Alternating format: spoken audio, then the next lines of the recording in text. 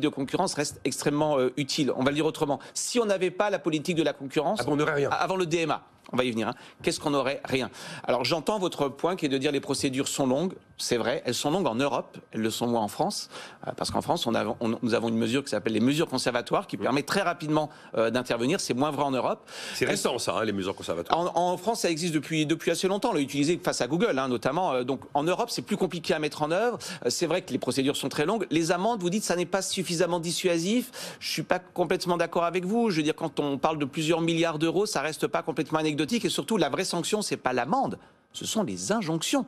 Les injonctions à faire ou à ne pas faire. Alors ceci étant, vous avez raison, c'est pas avec de la politique de la concurrence qu'on créera des nouveaux géants. Si c'est ça votre remarque. C'est un peu ça l'aboutissement de la réponse.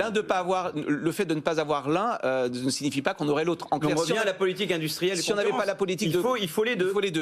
Il faut les deux. Alors ceci étant, le DMA, il me semble qu'il va permettre d'adresser cela, puisque le DMA, donc, le Digital Market Act. En deux mots, il va imposer des obligations. Oui. Ça va être du ex ante. Il va dire à Apple, cette fois-ci, vous n'avez pas le choix. Votre technologie doit être interopérable avec toutes les autres technologies. On va gagner en temps par rapport à la politique de concurrence. Donc moi j'ai plutôt le sentiment que le DMA c'est une bonne chose. Ah mais je pense que c'est un progrès. Puisque c'est de la politique de concurrence qui va vite, si j'ose dire. Ceci étant, vous avez raison, s'il n'y a pas de politique industrielle derrière, on n'aura toujours pas un Apple ou un Google. Alors d'ailleurs, est-on capable aujourd'hui d'avoir un concurrent de Google? J'en suis pas certain. Mais ce que je veux dire par là, c'est que, oui, ça aussi, ça me gêne toujours, cet argument qui est de dire, comme la politique de concurrence ne peut pas tout, elle ne peut rien. Ayons les deux.